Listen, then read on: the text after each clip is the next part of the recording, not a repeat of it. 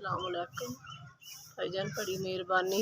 मैं बीमार हाँ, मेरे इत्थे पत्थरी है तो मेरा एक्सरा होना तो मेरा कोई कमान वाला नहीं है तो बच्चे शादीशुदा हो गए ने, सारे किराया ते ने, कोई सहबे सहीयत नहीं है तो मेरा इलाज नहीं हो रहा। मैं बड़ी परेशान हाँ तो मेरिया दवाइयाँ भी इन्नियां रोज़ खा के कोई ना कोई मैदे का मसला, कदे कोई मसला, रिपोर्टां ने मेरिया, मेरे एक्सरे वगैरह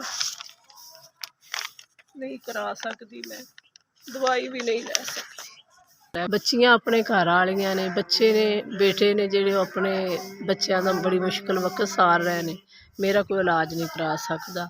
मैं बड़ी तकलीफ च, मेरे बड़ी दर्द है इत्थे, 24 घंटे मैं लेटी रहनी हाँ, बड़ी मुश्किल काम करनी हाँ, काम होंदा नहीं मेरे तो। ਇਹਦਾ ज़हनी तवाज़न नहीं सही, कोई इलाज नहीं मेरा करा सकता।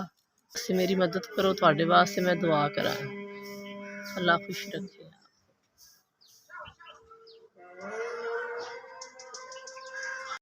अहमदाबाद साहब बड़ी मेहरबानी, मैनू 5000 मिले मेरे इलाज वास्ते, बड़ी बड़ी मेहरबानी। अल्लाह तुहानू खुशो खुरम रखे और हर मुसीबत तो बचाए, कोई गम ना आवे, पाका दा सदका मेहरबानी रखे, बड़ी उम्र करे, हज करावे, बच्चों नू कोई गम ना आवे। और अहमदाबाद साहब तुहानू खुश रखे, सलामत रखे, लंबी उम्र होवे, कोई गम ना देवे, तरक्कियां बुलंदियां ते पहुँचावे।